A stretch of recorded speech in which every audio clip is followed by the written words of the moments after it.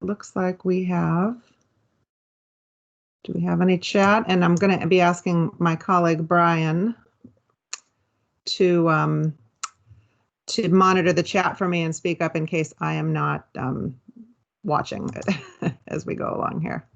All right, with that, I'm going to back up a couple slides and get us back into slideshow mode here. Great. There we go. Okay, well, good morning, everyone, and welcome to our session. Thanks very much to Naveen for offering up his story of their experience with Success Checks. We like to start with a customer story, but we're also interested in hearing from people in the chat throughout the session. And if we have time at the end, we may even call on a few people to do a few impromptu live sharings as well. But today I'm here with Patrick Wells from SuccessFactors, and we're going to be talking about a couple topics. Patrick will cover SuccessFactors success checks, and I'll be speaking more on the end user adoption type aspects of implementations. So I think they're related in that we're both looking to help you understand how to get max value from your implementation and get the most out of not just at go live, but in a sustainment mode post go live that you can out of your solutions. Patrick's going to speak after we cover this agenda here, and then I'll be talking about user adoption, challenges, and secrets. We're going to both probably be contributing to a piece on what's going on right now with COVID and what is the new normal, and how we are managing and how you are managing during this time to not only keep everything afloat, but actually make improvements. And then we'll end with a short discussion about scorecards, assessing your own needs and readiness for not only change, but just planning for the future. And with that, I'd like to introduce Patrick Wells next. Just a few ground rules. We're putting people on mute and not asking people to share their video just to preserve the quality of the presentation. Chat is the easiest way to contribute while we're talking, but if you ever at the end do feel like you'd like to say something verbally, just use that little raise hand icon and Brian will notice it and call on you. Thank you, Patrick. You're up here.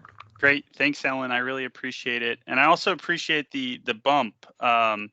So I am actually the global head for the functional specialist team within Preferred Success. So I report into Chris Singh, who is the global head, but I guess that's a mouthful. It doesn't necessarily fit in the title slide. So I appreciate the promotion as well. So if we go to the next slide. The success checks, as you heard from Naveen, are an integral part of the success offering, premium success offering, SAP Preferred Success. Preferred Success is a success offering that sits on top of the standard enterprise support foundation, and it's really meant to help you to accelerate your cloud adoption and usage. We look at the goals for a particular business around the different modules or solutions that they're using. And we really help to, maximize on what they have installed. We look at, prescriptive guidance and insights through tooling and other things that we have available. And we also look to make sure that we can help you maximize your end user experience of the business processes. And again, all of this is covered through Preferred Success, which is a premium success offering that sits on top of enterprise support. Today, Preferred Success covers not only SuccessFactors, but most of the different lines of business in the cloud, including Preferred Care for Ariba, Preferred Success for S4, Preferred Success for the CX suite, as well as Cloud Platform and Digital Supply Chain. Go to the next slide, please. Yeah. So as part of Preferred Success, there are a few major benefits. Again, I'm going to focus mostly on the success checks today, but you do get a designated customer success manager. So this is someone to help you understand and execute your cloud strategy. The main piece for that resource is they're going to help to build a success plan. So I am going to talk in detail around some of the checks and things that we offer today. But really, when you look at those details, this person is the one who helps to curate and put that process in place with you as part of a success plan. So even though there's a lot out there to offer, it's not for you guys to learn. It's not for us to teach an education session on how to work with us. This person helps to curate and build that plan for you based on what your needs are, what goals you have, and really where you are in your life cycle with the cloud solution. So as part of that, there's a guided onboarding experience. This is really to help set the stage and ensure that you are set up in a right way for successful adoption. As Ellen's going to talk about later, cloud mindset and making sure that you're set up with the right change management processes and plans is super important.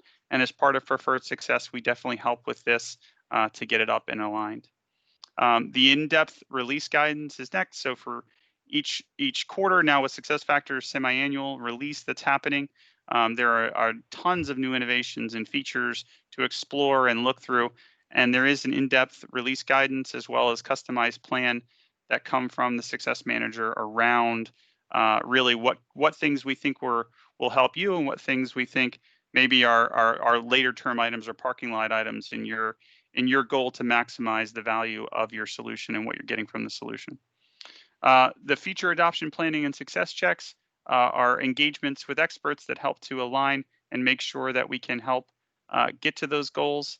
Then we have, as part of this program, advanced SLAs. So enterprise support offers the baseline SLA. With Preferred Success, you would get a prioritized SLA as part of the engagement. And finally is tailored training plans. So in the Preferred Success community, and part of the output of not only the success check, but some of the other things we're going to talk about, there are thousands of exclusive contents and materials for Preferred Success customers that really get into detail and depth, not only around why and what a feature is, but also how to take advantage of it and what are the processes and steps to take advantage of it. In addition, there's also a subscription to the SAP Learning Hub for Solutions Edition that's included as part of the Preferred Success offering. Lots of training materials and things to really help upskill your staff and also any partners or anything that is part of the staff. Okay, we go to the next one. Okay, just a minute. I've got a screen freeze here. Okay, sorry about that, Patrick. There we go. No worries. So there are 3 major types of success checks that we offer. Again, this is for educational purposes. You don't really need to get in and dig into this level of detail, but I'm going to share it with you just so you have an understanding of the level of detail that the Success Manager will go through in order to curate that nice success plan for you. So the first is the Run Safe Check offerings. So these are insights delivered, really. These checks are meant to be looking at your adoption and your configuration in the system. They're automated. They review that adoption configuration and setup. And then there are exclusive plays and also recommended adoption plays that you and your group can take advantage of. So this is a relatively new offering within Preferred Success, but definitely one that if you have the Preferred Success offering, it's something that your Success Manager will share and walk through with you as part of adoption planning. So we work with product management as well as solution management, as well as solution adoption within the SuccessFactors organization to identify for each module key features that you're going to want to know about. Those key features are then reviewed based on your configuration in the system to see whether you've turned them on and you're using them or not. And if you're not, we make recommendations on things that you should be taking advantage of from that list. So this is really insights automated for you, tailored and specific for you. And then this all leads back to not only community materials that we've exclusively built around these different features on how to turn them on, how to take advantage of them. We also curate the other materials around those features. So you have one-stop shop for everything you need to know around a particular feature that we recommend based on it being one of our quote-unquote key features. The next piece is the holistic success check. So this was our initial offering that we had as part of Preferred Success as we started to mature it. And really what this is, it's a expert level engagement that walks through your process end to end. And really, when I mean we take from the beginning of the process, maybe in recruiting, to the end of the recruiting process, and through that we have a list of series of checks that we've inserted based on thousands and thousands of different deliveries that we've done with customers. So at this point, we've done over 2,000 success check deliveries with customers. We've seen recruiting 50 to 70 times for each of the individuals who are doing those checks, and they've been involved with different customers on what they're doing well, maybe what they think is a best practice or a leading practice, but then we can kind of talk to them about what other customers are doing from that process and what's recommended as far as usage in that process. It's also a great opportunity for you to ask questions and some specific topics within this. Now, although it's meant to be prescriptive and leading around that, we also do answer questions around your particular configuration from that side. So the holistic check is end-to-end. A lot of times when you just need the whole process looked at, it won't get into the levels of specific details around individual pieces. That is another offering that we then do have. So the last one here, if we go to the next one, is the targeted success check. And this is after running the holistic success check over and over and working with customers around this, we found sometimes what we deliver is a little bit thick. And customers are looking for a way to maybe consume in a better way, or they have a partner who they work with, and they're looking to target maybe a month-by-month goal to hit around improvement of the process, or they have a continuous improvement process that we can align with. And in the targeted success check deliveries, we try to keep these between 30 minutes and an hour. We focus them on your objectives. So again, that success plan is the main piece and the main driver to the overall engagement on how Preferred Success engages with you around your business processes from that side. And we take a look at the different value drivers that you would want in your solution. We map those to then your business goals, and then we can come up with a list of different targeted success checks, like 30-minute to an hour sessions, where we can be prescriptive around an individual topic. To get more what I mean, I think on the next slide I have some of the ones that we offer. So, Ellen, yep. So for instance, in LMS, we have, instead of looking at the entire process end to end on how you set up trainings and leverage that, we can look at optimizing just the learner part of the experience, or we can leverage the admin core features, extending features. So if you think, hey, I got the core pretty much handled, I feel good about that piece, what are the next level of core features or non-core features that we can look to maximize our usage? We also have then reporting and integration. So today we think we do some kind of reporting, but what could we do, or what other features or things are available for reporting? Now, these are all success offerings. So when we come in, we look at and talk to you through your business process, understanding all the different pieces and nuances to that process. But most importantly, we make recommendations and provide guidance on how to take advantage of those things. If you want to then implement those, that would be something that we would then say either consulting or a partner could help you with from that perspective. But our goal is to really make it so that you have a full understanding and idea of what things you can take advantage of, what's out there, and really help you to maximize your usage of the solution that you're subscribed to.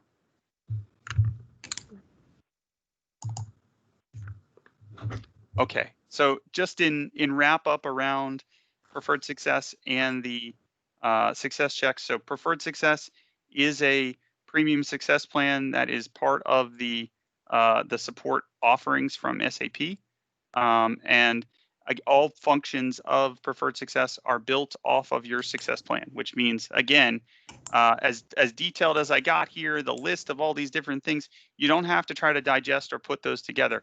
You have that success manager who will work with you, understand your goals, and then propose these things to you at the right time to make sure that they meet with what you're trying to accomplish from your business.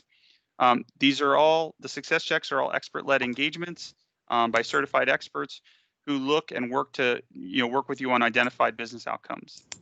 We've done over 2,000 engagements at this point. NPS score is very high.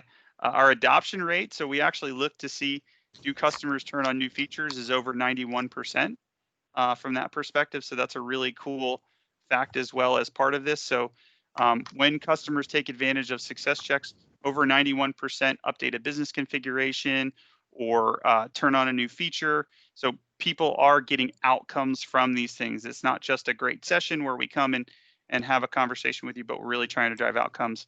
And the success plan itself is your curated portfolio, so you don't need to worry about learning all the different nuances and pieces. We try to drive prescriptive model, so the CSM is pushing things to you that will be helpful.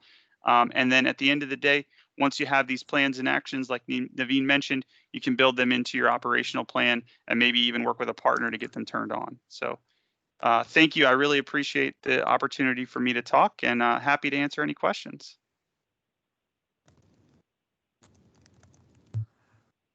Patrick, this is Ellen. I'm just curious, timeline, when someone says they'd like one, what's the typical lead time and then execution of the success check itself till results are wrapped up? So it's a great question. So typically, as part of the success plan, these are planned out in advance. Mm-hmm. The turnaround time can be as quick as 2 weeks.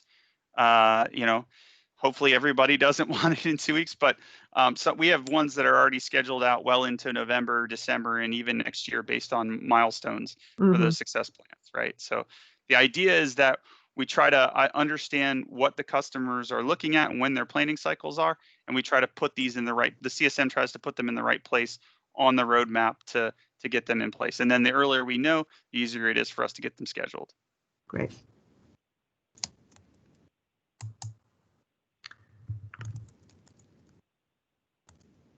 Any other questions?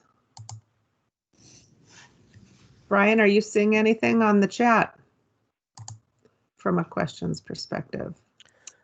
Nope, I'll chime in, and if I do see any, I know Christina is monitoring as well, but yeah, no questions yet in chat. And if anyone wants to ask a question, certainly you can put it in chat, or you can raise your hand and I'll flag it in chat and ask Ellen. Okay. Well, Brian, thank you very much. And Naveen, especially, thank you for sharing your story and everything around that side. I really appreciate the feedback, and we'll look to continue to improve. We've got some new cool stuff coming. Hopefully we'll continue to make the success check experience better and better as we go. Thank you so much. Thank you. Thank you, Naveen. We're going to segue now into the next piece of the presentation. And my role, and I'll give a little bit of background about myself. I work for GP Strategies. I've had a number of different roles, but they've all centered around user adoption of not only SuccessFactors, but more broadly, SAP and other platforms used by enterprises. So I have been a consultant. I've been an advisor that has helped customers figure out what they need to be planning for in terms of driving successful user adoption. And I thought I would ask if people want to chime in on chat. Is anyone that's on this session today, have you held a role related to training, change management, user adoption? Those are kind of the key terms I'll be throwing around. They're interrelated, and just curious to see where people are coming from in terms of familiarity or relating to this role. And while people are answering, I'm going to come away. Yeah, basically, I'd like to share a few key takeaways with you.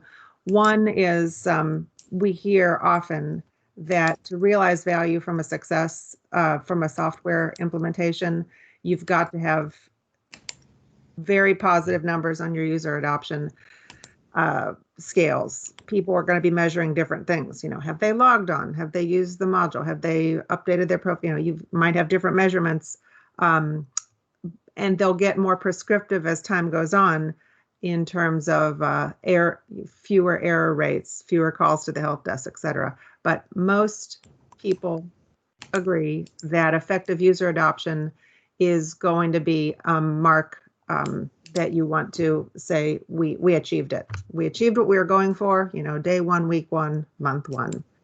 And that means that the measures we put in place worked. In my mind, if someone asked me today, what does user adoption require? There's a lot of building blocks that you need to put in place to make it successful. It doesn't just happen. It's not just like a hope and a wish. I think that people need to be planning it into the projects from the beginning, from when you kick off a new initiative.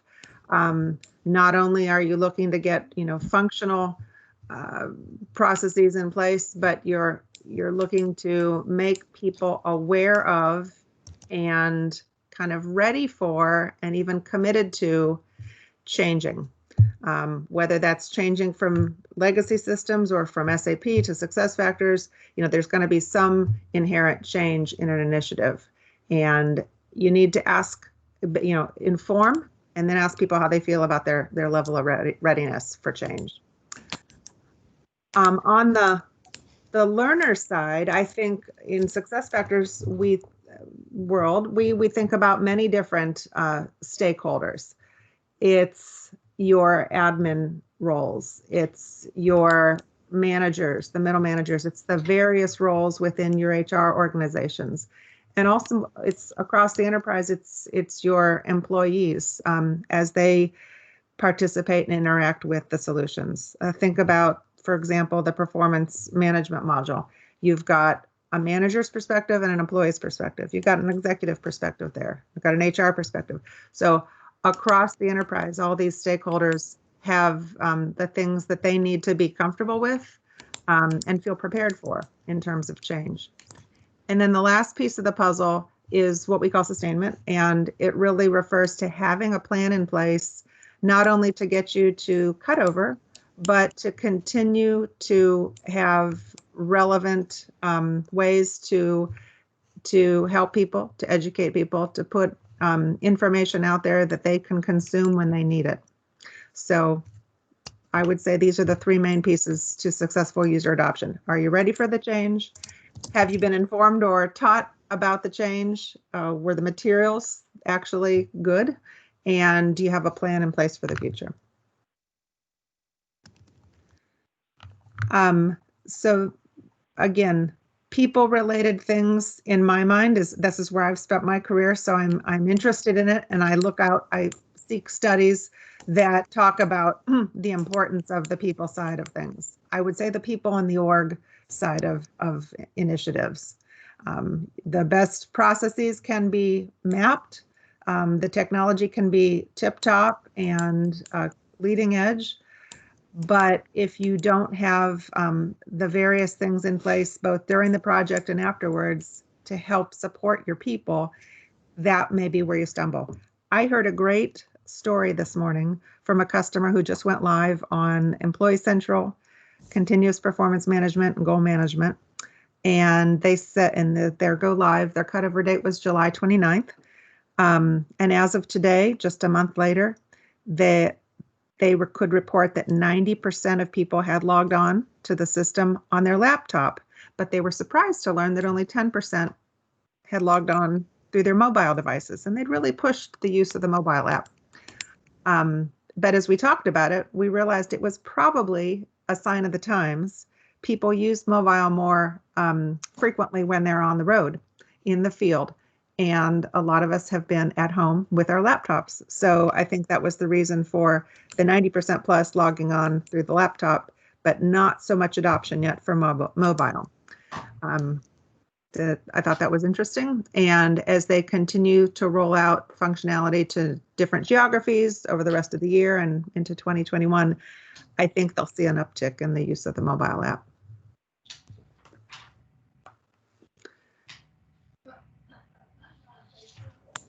So if you want successful user adoption, I guess my point is you need a plan and a strategy.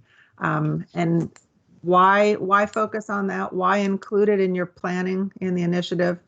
Because it'll be smoother on the back end. Like I said, with my customer being pleasantly surprised at reporting, 90+% of people are logging onto the system.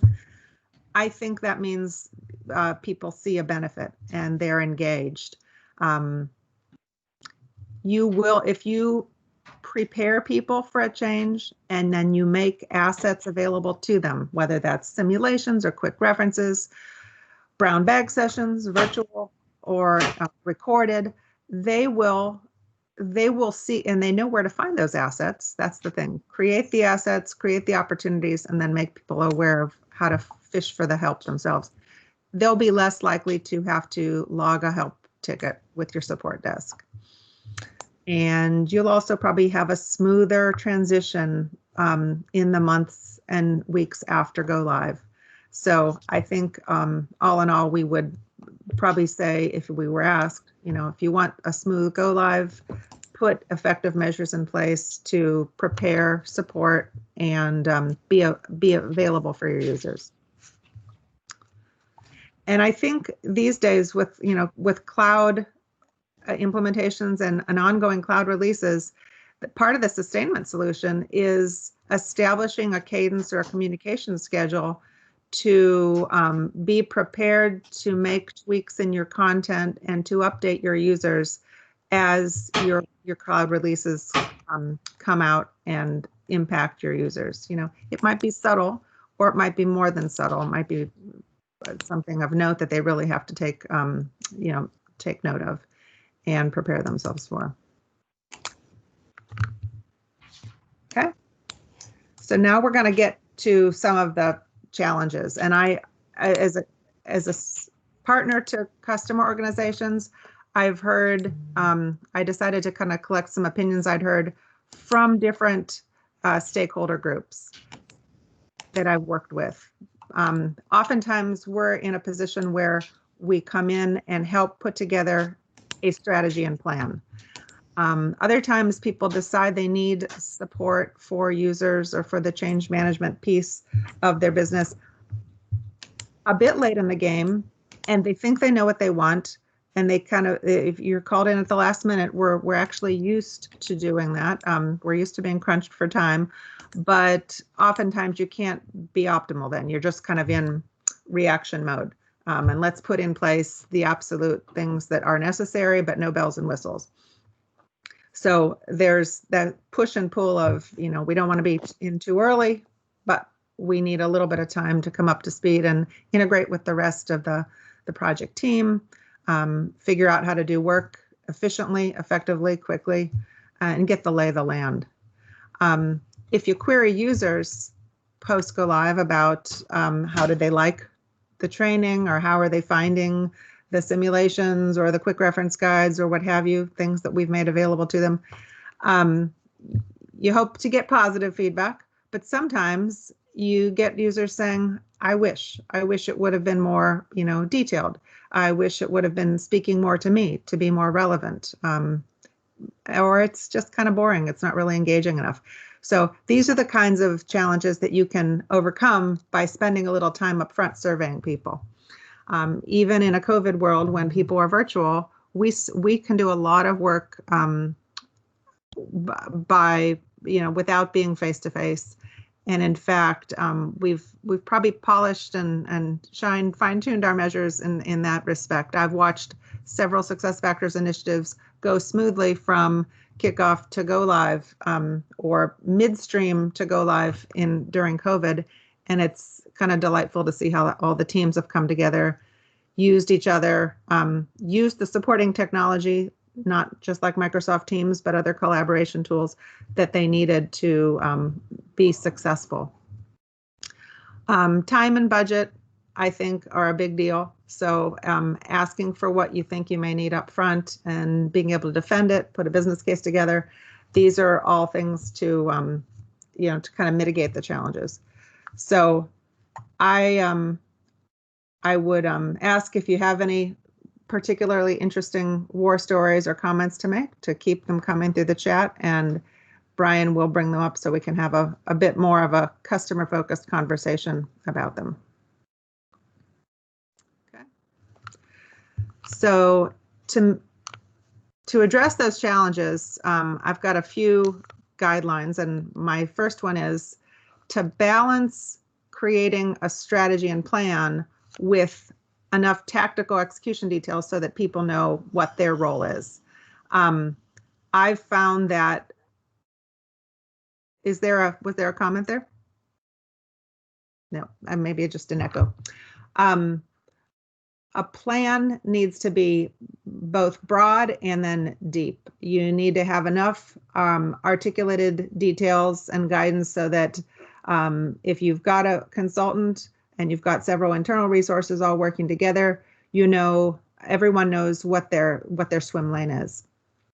I've actually found that having some RACI charts help people, so we know who's responsible, accountable, consulted, and informed along the way.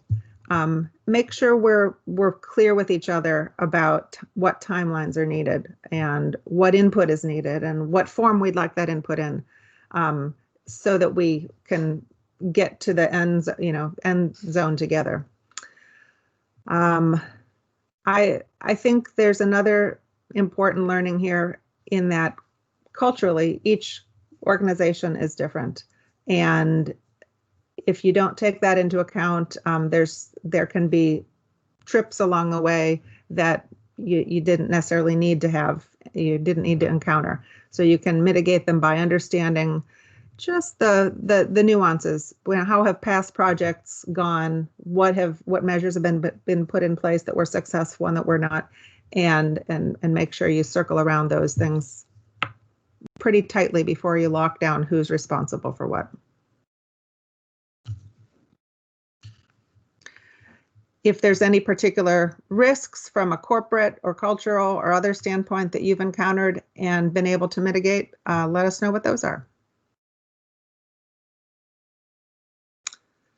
My second secret to success here, to mitigate the challenges of user adoption, is to align leaders.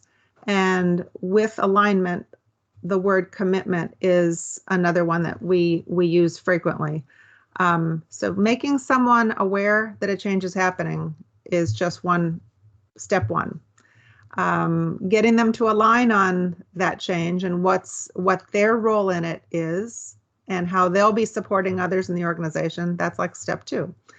But committing to the change means even if it's going to be difficult, we can, get through it together, and we have plans to work things out, even if everyone doesn't come across the finish line at the same time. If there's going to be performance challenges, how are we going to get over them? Are we going to put in remediation type training for some roles? Will we hire temps to help us move through some particularly heavy times that we anticipate having after go live? So I think getting commitment from people, not just at the sponsor level, but down through your different roles in HR, in management, and if necessary to employee levels is key. The system can be beautifully implemented, but if people aren't given a chance to learn, that's increase their abilities, and then a chance to voice their concerns before they give you their commitment, then you may be missing a piece of it. My colleague, Scott Barber, talks about it, the TAC model, and I think it's a good acronym to remember what's the three-legged stool, if you will.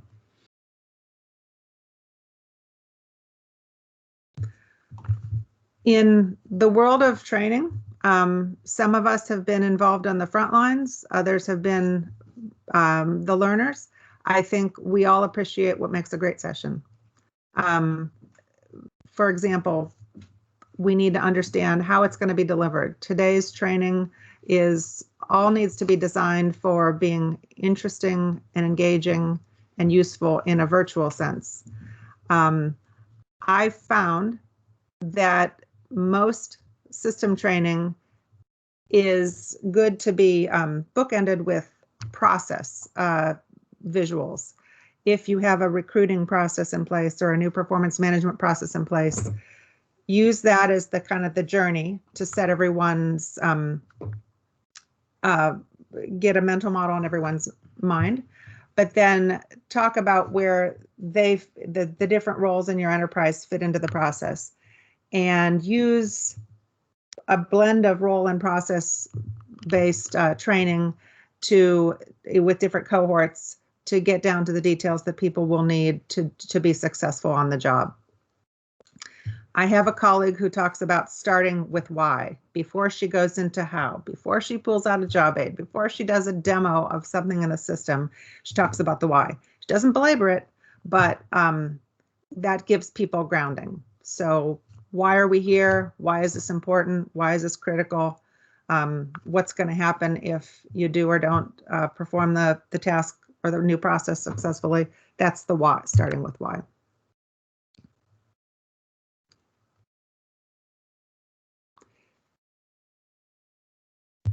I talked about role-based before, and this has been around. This is not a new secret. It's actually something that's been around for decades in terms of gathering people together to learn about their role, not to hear and get trained on things that they're not going to need in their daily work.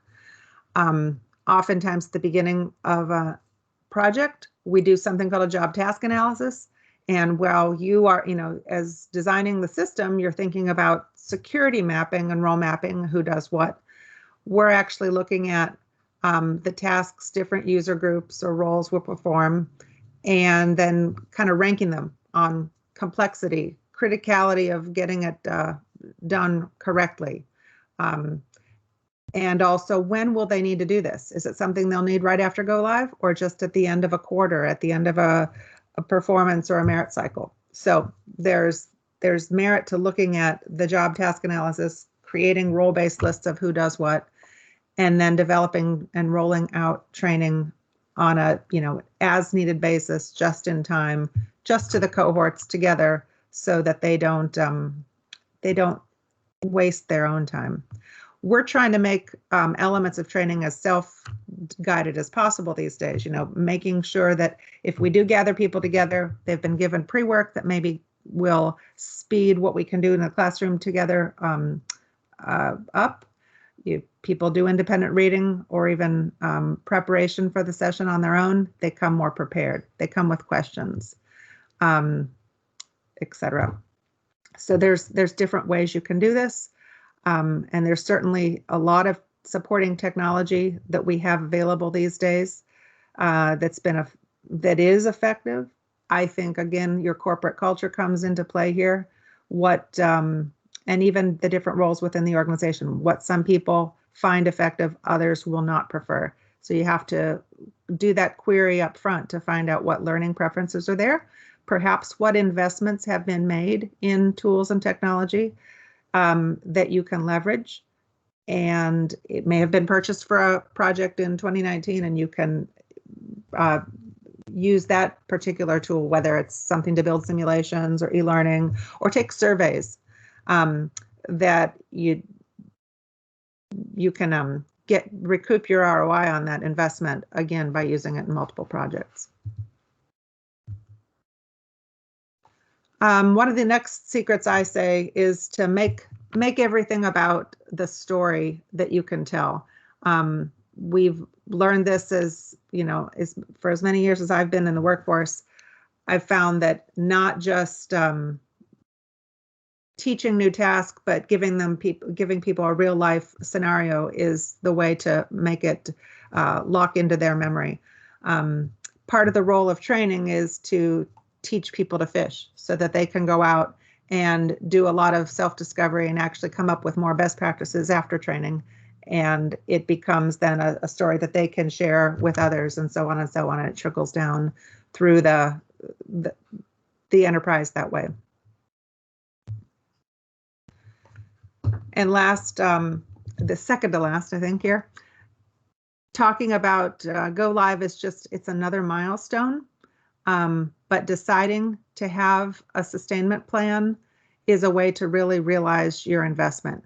You've built content, but you want to be able to modify and revise and update, then refresh that content as you need it moving forward.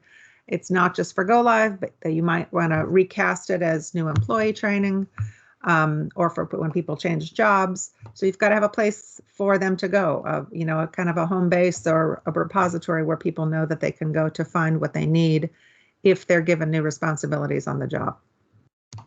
Another thing to think of is if you do partner with a consulting firm during a project, you want a way to transition that knowledge back to your internal resources, and your designated champions or leads who will take that over and own it in the long term. I can't say enough about the importance of doing that. It's interesting when you're partnering with a customer organization, we come into a number of different scenarios. One is you've got a lot of expertise in-house, but there's no bandwidth. So you need a gap to be filled by a consultant partner. And you may know what you need to do, but just not have the bandwidth to do it yourself. So you need a willing partner to kind of follow your vision and make it play out. Another scenario may be that you have people that are willing, but to be coached. So you've got a lot of hands on deck, but they need an expert to come in and guide and oversee, check in occasionally, etc. So there's a lot of different models to work together, but I would say that my goal working with customers has always been to get people to a state of self-sufficiency. And one way to do that is to collaborate together on a sustainment plan. By when do we want to be self-sufficient? How many people is it going to take to sustain that? How are we going to recruit those people from the organization? Is it going to be a job they do in addition to their current role, or do we create new positions? So again, with the resourcing, I think you'll be more likely to be able to recruit people to be leaders or champions if you've built a great foundation and they're comfortable and confident with the content and the approach to helping users adopt and learning how to use the new system. The more you can get assets put in place and embedded in the application, the more likely your learners are going to be using them at the point of need on the job. And as it says here, why should training end before go live? It certainly doesn't.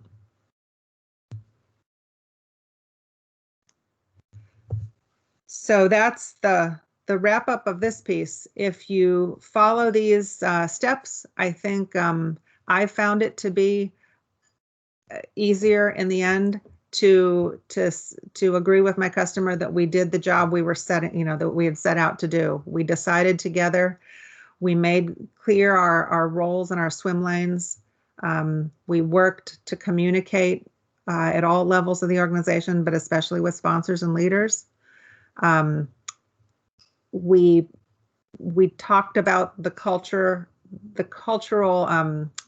preferences within the organization, and they could vary from geography to geography, but we used that data to help us build role-based, business process-focused training. And we had a plan to hand it off and to transition it at the end.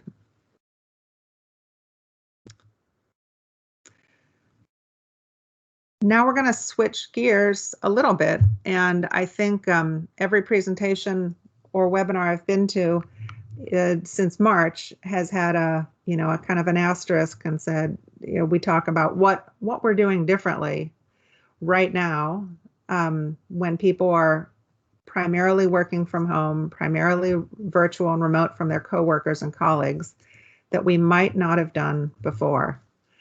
I think I have a friend who works in retail, and she said to me in June, we had a vision for the retail of the future, but we always thought it would be, the future would, is 10 years from now, 2030. What happened was the future became now, and we had to readjust and make radical, drastic changes to our customer-facing presence immediately in a matter of days and weeks, not a 10-year plan. So she felt like she was on a huge learning curve. She and her colleagues trying to do that, and in some cases, people have had to pause and think we really need to be radically changing. In some knowledge work, such as the work we do here to help customers implement SuccessFactors, we've discovered kind of with delight that it was not as hard as we might have thought. And I think if we give ourselves the occasions to get together and talk frequently about the new normal, what we're seeing and how we're making adjustments, what's been successful, and then shedding what's not, we'll all learn from it. The phrase that we in the learning and training field have been hearing a lot of now is learning in the flow of work. And I think, again, no one would ever say, I want to take more time out of my job in order to learn something new. I think the desire, the goal, the preference is to learn it while I'm there. And I think many of us hopefully are nodding our heads. That's the goal. Well, how do you do it? How do you get to a place where you can self learn whenever possible? It's not going to erase the need for live interactions with experts or super users, but the kinds of technology we have available now to enable people to learn within their workplace is astounding. It can be kind of challenging to think about, well, what do we need? How do we make that happen for our users? What's the best way? Pros and cons, etc. The term digital adoption platform it's general, it can be very general, but it can refer to any technology that allows people to have a more simplified user experience with micro-learning at their fingertips. And it's nowhere is it easier than when we're learning how to use software solutions. We can literally place information in the user interface that will help them perform a task. And they don't have to memorize it. It's always, the guide will be there if they need it. They just need to know where to go to find it. The very cool thing about SuccessFactors is there are some existing help capabilities that you can enable, or you can build, or you can customize.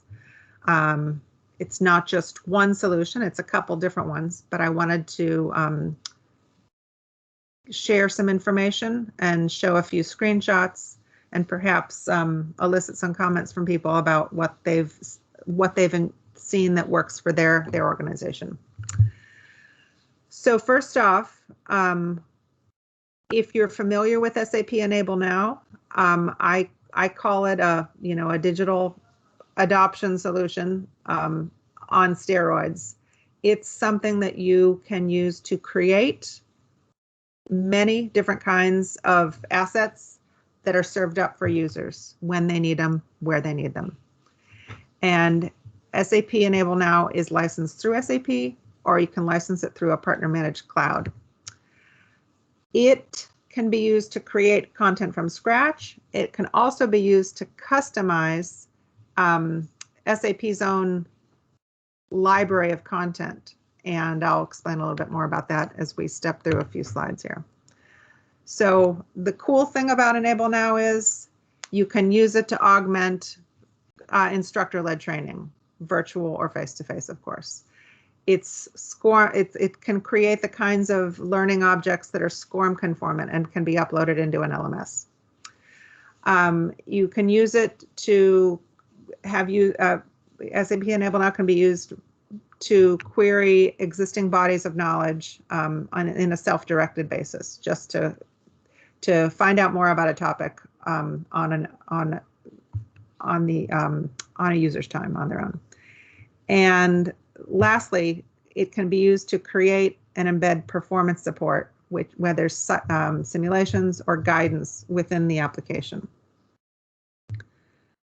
So the world is your oyster, really, with Enable Now. We use the term create once, publish many different types, and that really is true with Enable Now.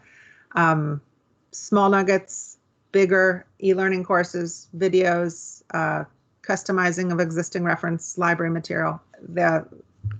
The the choices are many, and you can make some thoughtful ones. You don't have to do it all for everything, but you can pick and choose. So SuccessFactors has actually built what are called content tutorials with Enable Now. So this is off-the-shelf content created by SuccessFactors with Enable Now. I've abbreviated it SEN here. And you can activate it in its off-the-shelf form. It's generic content, but they do present process steps to help users quickly scan and understand how to perform a task in the system. Some people say, I really don't want to turn that on unless it's relevant to my users, unless I could customize it. The content is editable if you license SEN through SAP or a partner. So that's there. The small screenshot on the right here is just a snippet, but there are literally hundreds of content tutorials available out there that you could get turned on and made available to your users, and activate them so that there's a place you can click on the SuccessFactors web page, and then you bring up the tutorials that are relevant to that topic. So again, lots of people probably appreciate the opportunity to do this on their own time on demand when they're in the middle of a task that they haven't done before. And we're seeing this during COVID driving the ratios here, more on the job and more informal, far less formal learning. I've found that to keep people interested and engaged, the content does need to be very relevant and role specific. That's why when we are partnering with customers to pull together content for them, we're doing it with their screenshots and their data and their scenarios, making reference to their new business processes. Otherwise, it's just doesn't come off as what's in it for me. I can't get there if I'm thinking about it being a generic hypothetical company. I want it to be something that's speaking to me when I'm reading it on my own or when somebody's educating me in a group session. There's another. Ellen? Yes. Brian. Sorry, we have a quick question from Absolutely. Caprice on, can you give a little bit more detail on the license cost? Not number specifically, but is it per user, subscription based, stuff like that? When you license Enable Now from SAP, it is based on the enterprise size. So I'm not an expert, and I'm probably not quoting. I'm not going to quote specifics, but you'd want to. It would depend on the number of SuccessFactors users that would be consuming the content. And that's probably the case if you go through a partner as well. So it a lot depends on enterprise size. And if they had a question on that, Christina, who would they come to on the SuccessFactors side? They can probably just talk to their account team. So anyone on their account team will be able to help answer their questions. So that would be like your AE, your CEE, or your CSM. Right. And as I understand it, with the cloud license agreements, it's annual. There's probably some upfront costs. There's some implementation or setup, and then it could continue. If you go through a partner, it could be software as a service. So there's different scenarios of how that can all be played out. But again, talking to your account team would help you make those choices and understand the options. Thanks, Brian, for bringing the question up. Please keep the questions coming. We're happy to address anything that may pop up as we're talking, as in the flow of the conversation here. Another SuccessFactors provided feature that I wanted to highlight is something that's been around for a while, and you may have heard of it, called Show Me Videos. And it's something that enables customers, if they turn it on and agree to the terms, to be able to create and link a single Show Me video per SuccessFactors webpage. And again, it can be popped up and played when a user clicks on the Show Me button up in the upper right.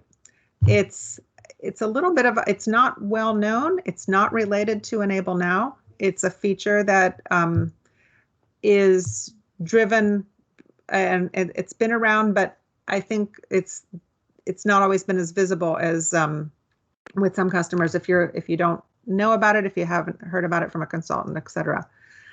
It is limited. It's just a video of a certain length, one per page, and I believe it's hosted by SAP centrally. So you have to agree to that in the terms when you create them. So, Ellen, another quick question. Sure. Just to talk a little bit about how this works with multi-language companies. So in other words, are there translation capabilities built in? For Enable Now or for the Show Me videos or both? I think they were referring to the Show Me videos, but it probably relates to a lot of the SEN content. You're probably getting in technically over my head, but if you have user interfaces in different languages, you could certainly be creating the videos with the specific target language in mind, both audio and visual. And I'm going to say that I have not embedded these in multiple users. Say, for example, the recruiting screens or some employee central process. I haven't done it in multiple languages and seen how that worked technically, but I will probably talk to someone about how it would. And if we want to follow up afterwards, we'd be happy to do so. Yeah, Ellen, and I can shed a little bit of light on that, actually. So if you look at the way the Show Me videos are created, right, which is basically a simulated recording of a transaction in an SAP application screen, whether it's SuccessFactors or any other. So the way those recordings work is that there's standard features of the recording, standard content that can be exported and translated to a different language. So those would be things like call-outs, pop-ups, arrows, standard fields, and so forth. So those can all be translated. But you bring up a good point. It's the GUI, the actual user interface of the application screen that you're using, may not be in the native language, right? So there is another feature that allows you to re-record that simulation using the GUI of the native language that you're in, right? So if you start off creating a Show Me in English and you have a bunch of English assets there, what you can do is you can go back to those assets. You can export the content, the textual content out to be translated. And then you can just simply change your GUI to, let's say, a French language, go ahead and initiate a re-record button, and it'll re-record the entire transaction using the GUI in French. And then the asset that you end up with at the very end would be a completed Show Me transaction that has the GUI in French as well as the textual content in French. So there is quite a bit of automation in there. I don't want to make it sound like it's very, very simple like I described it. There are some manual steps that have to happen, but it can be done. Right. And that's the whole issue of translation is a layer on top of doing a needs analysis at the beginning that it's pretty important to do in terms of figuring out effort, the ability for you to perhaps engage a translation vendor, many of whom are used to dealing with business language, training, related topics, SAP, SuccessFactors. We have some translation partners who are just fabulous in that regard. And then just the effort to maintain all those assets in different languages. It's not typically necessary to translate every asset and every form into multiple languages, but you want to look carefully at the users in each country, in each domain, and what they need, because it might just be a subset of your whole library. And Ellen, just a follow-up question that came in: how deep can you go with the Show Me? Is this only available at specific levels of the application? I've read white papers about it, but I do want to say that it is somewhat in a box, and by that I mean it's limited. There may be time limitations, length of video, number of seconds or minutes or whatever, not seconds, but probably minutes. And it's not a fully featured simulation like we might be used to creating with some of the the third-party tools that are out there now. It's really just something that I think was probably brought onto the scene by someone within SuccessFactors, and again, kind of just a little asset out there that you can use if it makes sense. The limitation I've always known about is just one per screen.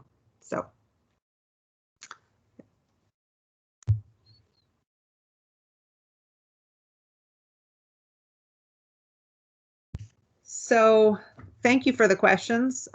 There's so many choices of tools, technology, techniques, different schemes to use to support users. I think it's actually a very fun area to be working in. It can be a challenge if you have a plan in place to figure out how you're going to get it all done. But one of the questions I normally ask the customers we partner with is, do you need it all now? Let's prioritize together. And then you start thinking about the highest priorities being done first, and then a plan in place to continue to add to your library as you go on over time. And that way you make it manageable. You're hitting the most critical tasks, the users that need the most support, and then folding in the rest of the assets and elements of the plan as you go forward after go live.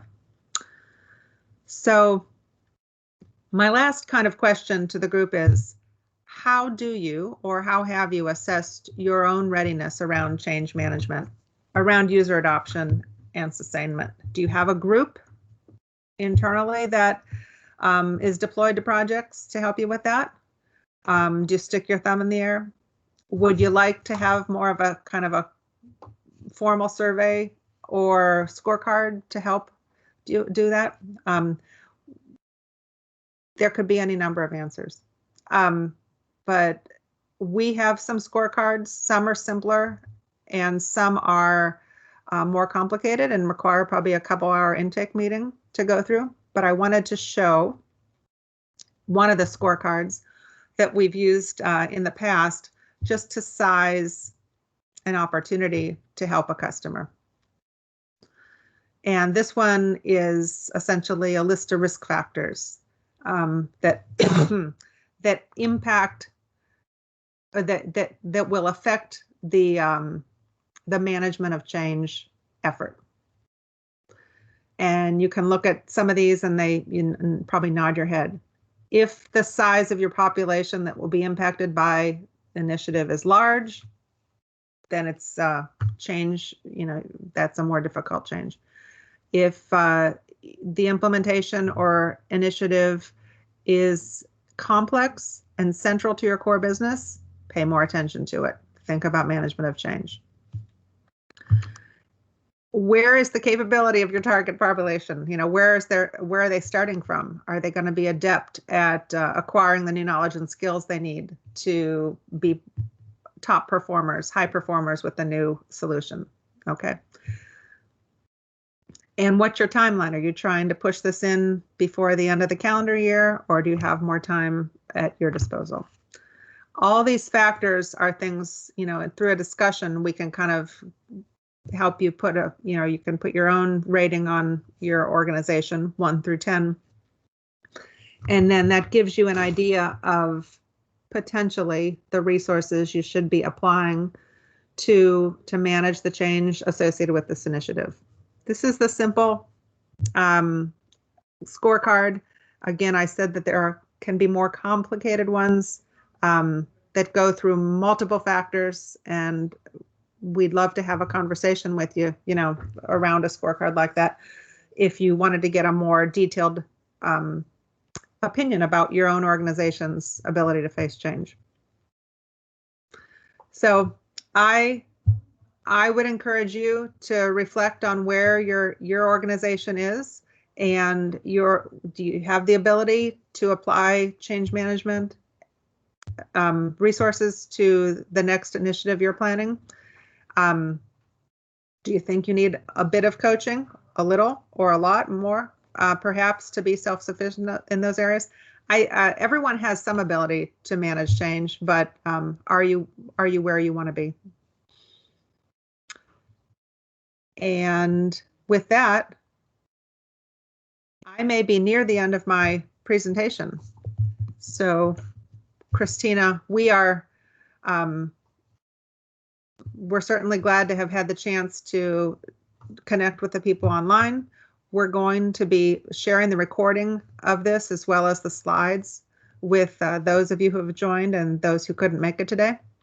But if you are in the mood for a discussion about this topic, I'd love to be someone you can reach out to and contact and get to know you a little more. Thank you very much.